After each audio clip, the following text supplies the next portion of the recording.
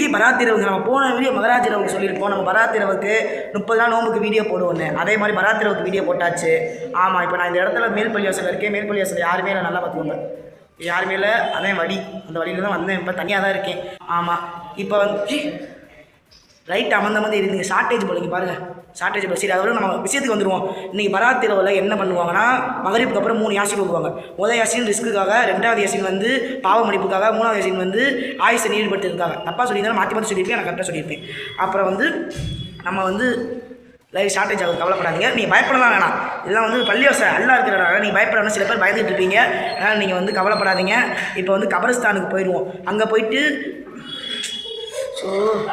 கபரஸ்தானுக்கு போயிடுவோம். கபரஸ்தான் பார்த்திங்கன்னா முஸ்லீம்களை வந்து புதைக்கிற இடம், அது இறந்து போனவங்களை வந்து புதைக்கிற இடம். அங்கே போயிட்டு நம்ம வந்து அங்கே என்ன நடக்குது உங்கள் வீடியோ காமிக்கிறேன். கீழே வந்து இப்போ பயம் நடக்கும், நீங்கள் பார்க்க. குர்ஆனிலே ஒரு சூரா இருக்கிறது, அது யாசீன் சூரா. சூராவை செவிமடுத்தார் அந்த சூரா.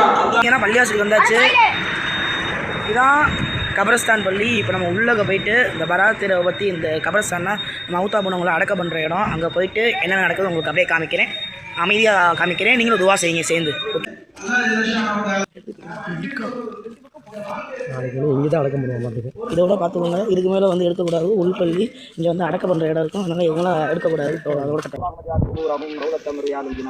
ولا تجعل قبورهم حفرة من قبور النيران ألا إن أولياء الله لا خوف عليهم ولا هم يحزنون الله ربي الرحمن الرحيم. இந்த கம்புலாம் ஒண்டி இருக்குல்ல, அதையும் வந்து மனிதர்களை புதைத்த இடம். இது பேர் சோன பூங்கா. அப்படியா நீங்க மன்னிக்க மாட்டீங்களா? சஹாபாக்கள்